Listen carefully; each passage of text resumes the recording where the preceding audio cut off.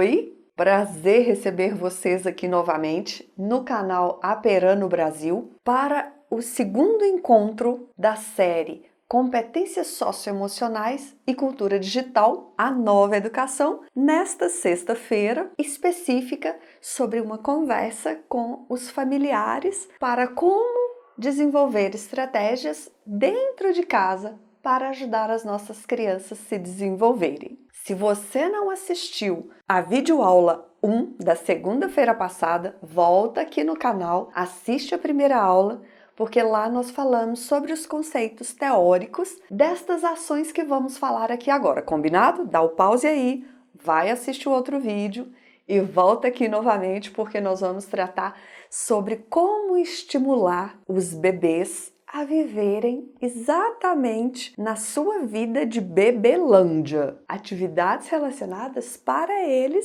nas idades deles. E nós escolhemos 5 princípios teóricos bem fortes que eles perpassam todos aqueles conceitos que nós falamos na aula anterior. Os princípios éticos, estéticos e políticos, os eixos interações e brincadeira, os 6 direitos de aprendizagem e os 5 campos de experiência que estão lá na BNCC e no currículo referência de Minas Gerais. Então nós escolhemos 5 pontos que tem todos esses conceitos entrelaçados. O primeiro são as emoções, o segundo, a psicomotricidade, o terceiro, a confiança, o quarto, a imitação e o 5, os sentidos. A emoção, por quê? O Henri Vallon, que é um psicanalista também, educador francês, que é uma das referências com relação a esse processo de desenvolvimento dos bebês, ele nos diz que a emoção, ela antecipa a linguagem. Mas Aristóteles também já tinha dito bem antes de Cristo que educar a mente sem educar o coração não é educação. Então nós precisamos dar uma atenção maior às emoções. A psicomotricidade,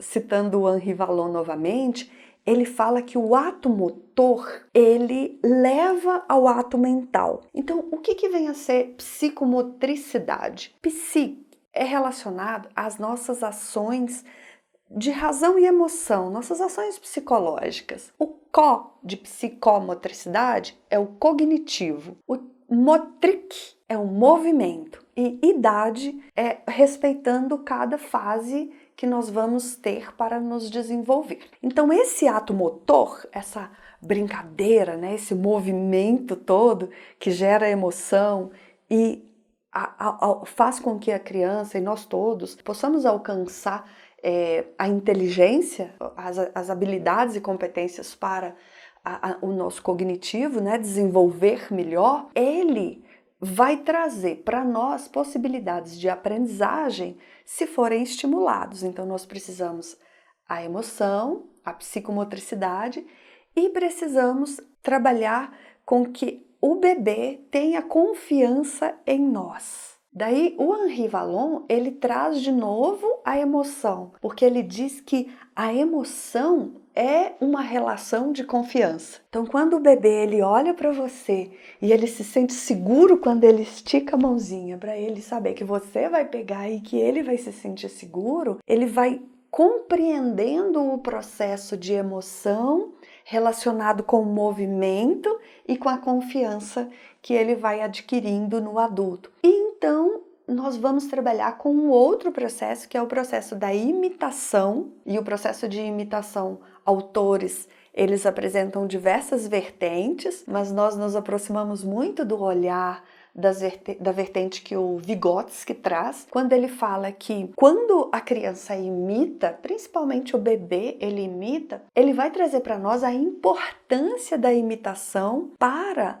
o desenvolvimento da zona de desenvolvimento proximal. Esta zona de desenvolvimento proximal, ela vai proporcionar mais tarde funções mentais superiores. Então, quando a criança ela pega um cavalinho de pau, ou então um cabo de vassoura, e ela imagina que aquilo é um cavalinho e ela começa a brincar com ele, ela imagina, ela cria uma verdade sobre como montar em cavalos. E depois vai ficar mais fácil dessas habilidades serem desenvolvidas pela própria criança, porque ela criou essa zona de desenvolvimento proximal do que é ter uma habilidade para brincar de cavalo. Então essa imitação ela é muito importante, segundo vários autores, mas principalmente o Vygotsky. E os 5 sentidos. Os sentidos, nós entendemos que nada entra na nossa mente sem que seja através dos sentidos. Então é por isso que nós falamos que a casa de vocês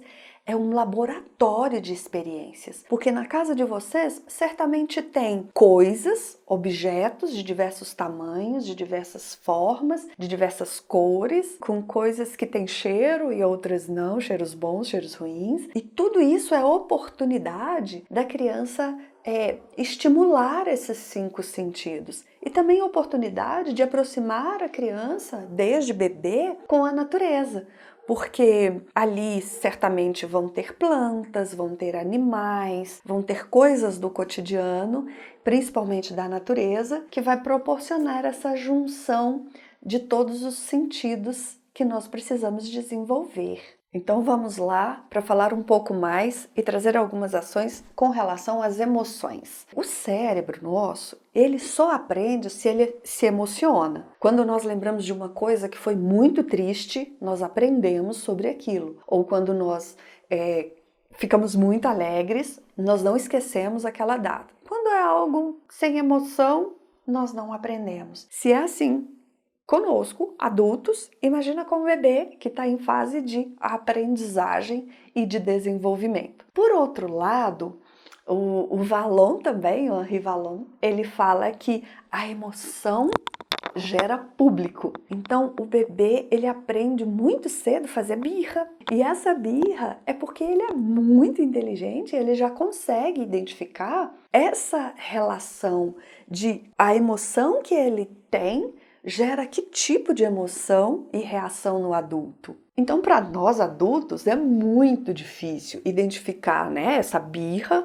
ou se de fato o bebê está com medo, ou se ele está sentindo tristeza. É muito importante observar isso, porque a criança ou adulto com medo ou triste, ele vai ter dificuldade de aprender. A aprendizagem, ela acontece quando nós estamos leves, livres. E quando nós colocamos o medo na criança, não faz isso, vai cair, não pode, você não consegue, eu te falei. A gente faz isso até sem sentir como um instinto de proteção. Quando a gente faz isso, a gente está colocando o medo na criança. E ela vai ficando triste e ela não consegue se desenvolver. Então nós precisamos entender esses pontos. A criança precisa ter medo, sim, porque é para a segurança dela, mas ela não pode ficar apavorada. Ela precisa ter tristeza também. Nós precisamos ter tristeza porque sem tristeza nós não desenvolvemos empatia, mas nós temos que estar atentos se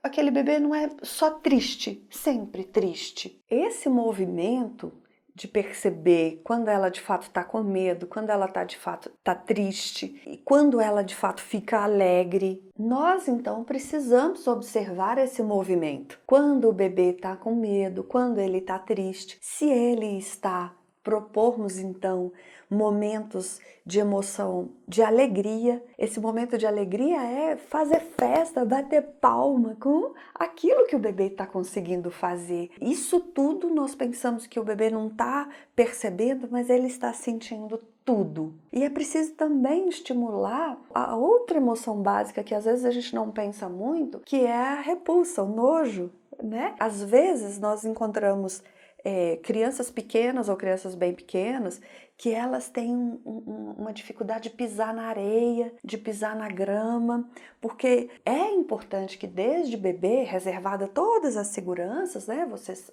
têm as idades certas lá do que pode e que não pode, que os pediatras sempre informam para os seus filhos, né? Mas o bebê precisa ter contatos. Às vezes os bebês ficam só de meia, só de sapato, não toca no chão, não toca em água, não toca em areia, não toca em nada. E isso vai dificultar esse separar, se ele tem essa habilidade de separar as emoções direitinho. E a raiva, que é muito importante também observar, porque a raiva ela nos dá essa motivação às vezes para fazer justiça, para resolver, e desde bebê nós precisamos observar como que está essa relação também do bebê com a raiva. É por isso até que a gente tem aqui uma corda e o cocô. Por quê? Por que a corda e o cocô têm a ver com raiva? Dentro da nossa cultura, não sei se vocês recordam, mas a maioria da nossa cultura diz assim, quando a gente está com muita raiva, ou a pessoa está com raiva, ou nervosa, ou cara fechada, a gente diz, nossa, essa pessoa está enfesada. O que é enfesado, gente? Cheio de fezes. E fezes é, por incrível que pareça, a nossa relação com o cocô, ela tá mais ligada com a nossa autoestima do que com qualquer outra coisa. Então é muito importante tentar entender essa importância desde o bebê, como que é a relação com o cocô. Porque cocô é a nossa primeira produção na vida, a primeira coisa que a gente faz é o cocô. E o que em geral a gente faz? Que fedido, ai que feio, que horrível, cocô fedido. Gente, olha como que é sério isso. E quando a gente é adulto, quando a gente faz uma coisa que a gente fez errado, o que a gente faz? A gente fala assim, com o perdão da palavra, que merda, que bosta. A gente não fala isso? Porque culturalmente a gente está querendo dizer que aquilo que a gente fez não ficou bom. Ou seja, a nossa produção não foi boa. Por quê? Porque a nossa relação com a nossa primeira produção não foi legal. E aí, percebam a relação do cocô com o nojo. O cocô, é claro, a gente não pode pegar no cocô. Alguma criança pega e até põe na boca, né? Alguns bebês. A gente precisa trabalhar esse equilíbrio, né? Mas ao mesmo tempo a gente precisa dizer, principalmente na hora do desfraldar, tchau, cocô! Ensinar a criança a gostar do cocô dela. Falar, que cocô bonito, cocô dourado. Aí, por exemplo, se o cocô não tiver um cocô bonito, dourado, tá lá bem durinho ou com bolinhas, fala, ih, esse cocô não tá bonito, tá precisando de tomar mais água para hidratar. Gente, falar essas coisas perto do bebê é contribuir para as conexões que mais tarde vão ajudá-lo, tanto com relação a essa questão da autoestima, tanto com relação a repertório cultural também. Então, às vezes, nós temos aquela pressa de fazer com que o bebê, a criança pequena, ela desfraude logo, ela fique livre do cocô logo, e a gente fica atropelando os processos. E por que a gente trouxe a corda, né? Porque enquanto a criança não desenvolve coordenações motoras grossas, ela não consegue desfraldar com tranquilidade. É claro que a gente não vai ficar batendo, pulando, fazendo com que ela pule corda, e só depois disso ela vai desfraldar. E é bom estudar muito sobre isso, a relação da questão psicomotora grossa com a relação do desfraldar. Mas o que a gente quer dizer com isso é que a gente não pode atropelar os processos de desenvolvimento das crianças. Isso tudo está relacionado com as emoções. Já existem estudos que dizem que o intestino é o segundo cérebro. Então essa relação da criança com se ela estiver nervosa, agitada, bem chatinha, que a gente diz, veja, lá na escola a gente faz isso. Se a criança faz cocô todo dia, a gente olha, a gente escreve lá. Ela fazia cocô 2 vezes, agora ela está fazendo 1 vez. Ou ela fazia de um dia sim, dia não, e agora não está fazendo. Isso é muito importante. Isso vai ajudar nas construções das memórias que ela vai guardar. Nós temos uma indicação para falar com você sobre as 5 emoções básicas, que aqui o tempo é mais curto, mas tem o filme que vocês certamente já viram falar, que é o filme Divertidamente. Aqui ela fala sobre a alegria, tem o medo, a raiva, a nojinho, que é a repulsa, né? E a tristeza. Este filme que chama Divertidamente, ele trabalha, explica a importância dessas 5 emoções para as formações das memórias. É uma tarefa para vocês, a assistir. Compreendido esse processo que nós falamos primeiro, que é das emoções, é importante estimular a psicomotricidade, estimular a autonomia do bebê, deixar o bebê fazer gestos, tentar chamar, tentar tocar alguma coisa, obstáculos dentro da casa.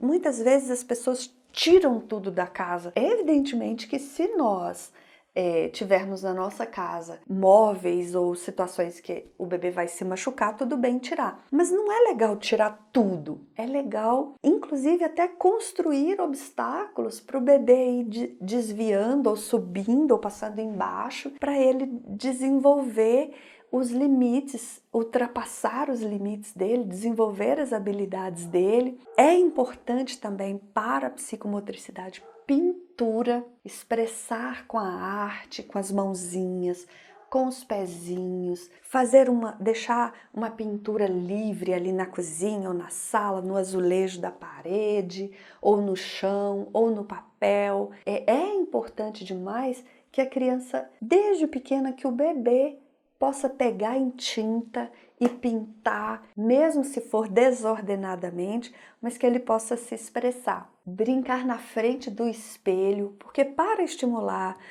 a psicomotricidade do corpo, tanto dos gestos de coordenação motora grossa, que são dos braços, do tronco, da cabeça, das pernas, quanto das finas, que são os dedinhos, fazer movimento na frente do espelho e ficar desafiando ele a fazer também é excelente para o desenvolvimento do bebê. E também uma das coisas mais formidáveis que já aconteceram, que é caixa de papelão, que nós não chamamos de caixa de papelão, nós chamamos de brinquedo não estruturado. Olha só se na nossa casa não tem esse tipo de material.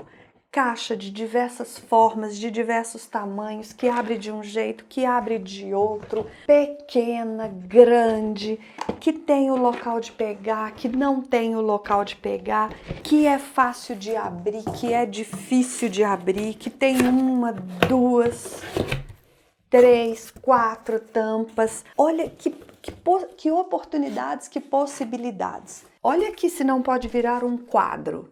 A gente até diz o seguinte, que as casas que têm quadros pintados por crianças na infância têm maior probabilidade de ser uma casa muito mais feliz e bonita do que qualquer outro tipo de arte. Então aproveite os artistas que vocês têm na casa de vocês e façam muitas pinturas.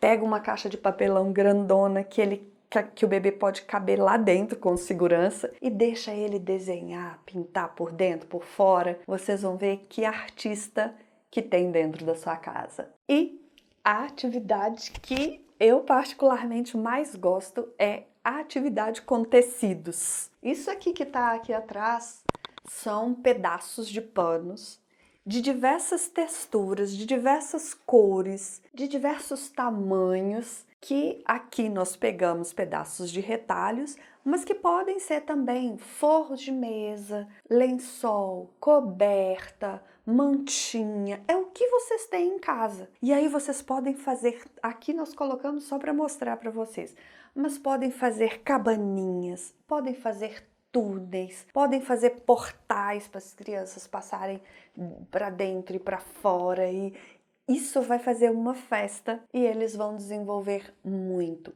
Claro que com os bebês fazer coisas mais simples e à medida que eles vão se desenvolvendo, vocês vão aumentando os obstáculos. E é muito interessante porque, por exemplo, às vezes o bebê, ele consegue engatinhar até a cortina e ele fala: "Tô escondido", né? Ou ele demonstra que tá escondido. Mas todo mundo tá vendo ele, mas ele não percebe que ele não tá vendo. Então, às vezes, é preciso você dar opções para eles de tecidos, tipo, agora você vai esconder, qual você quer? Até que ele chegue aqui e descubra que ele de fato está escondido. Então é muito importante o tecido, pegar no tecido, observar a diferença das cores, a textura do tecido, ele tentar manusear o tecido, dobrar o tecido, embolar o tecido. Tudo isso é psicomotricidade. Correr, saltar, engatinhar, e rolar e subir, são ações de motricidade grossa.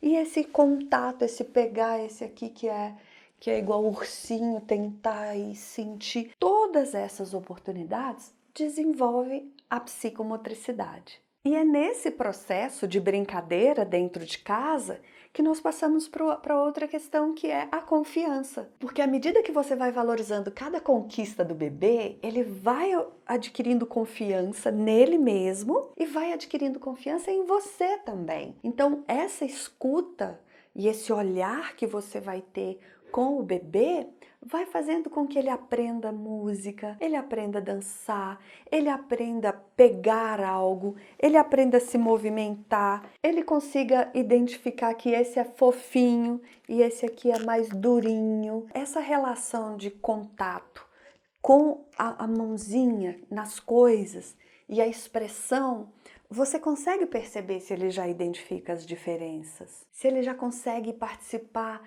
do cuidado dele com o corpo, se ele já pega na meinha e ele já sabe que é para pôr no pé. Esta observação, e quando ele alcança e você aplaude, você acha legal e demonstra para ele, ele vai adquirindo essa confiança, essa autoconfiança e essa confiança em você, que está cuidando dele. É por isso que a gente tem até que ter um cuidado naqueles objetos de transição, a gente chama objetos de transição.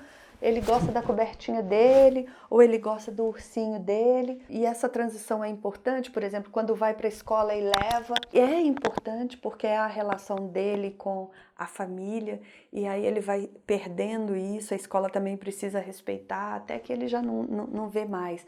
Mas tirar abruptamente não é legal. Então essa confiança ela vai sendo construída aos poucos. E a imitação. Os bebês adoram a imitação. E imitação, imitar bichos, imitar os animaizinhos, imitar as coisas, imitar os sons com a boca, com o corpo, com outros objetos. Aqui nós temos um sapinho, o sapinho que pode ser uma forma de contar histórias para o bebê, e ele fica maravilhado quando ele vê uma coisa diferente que se movimenta. Aqui é feito com caixa de leite, essa caixa de leite que virou um sapinho. E o bebê então percebe que as coisas podem se transformar em histórias e vai criando esse repertório cultural e ele vai imitando e daí a pouco ele está criando. E por último, os sentidos. Os 5 sentidos são extremamente importantes. O som para o bebê é muito importante,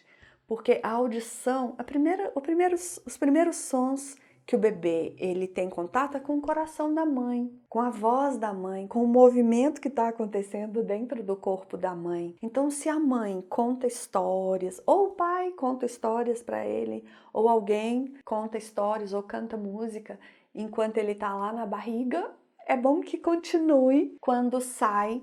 E é preciso estimular essa audição do bebê. É preciso, ao mesmo tempo que deixar que ele pegue em coisas e que ele veja e que ele ouça. Por exemplo, o pandeiro, olha o movimento.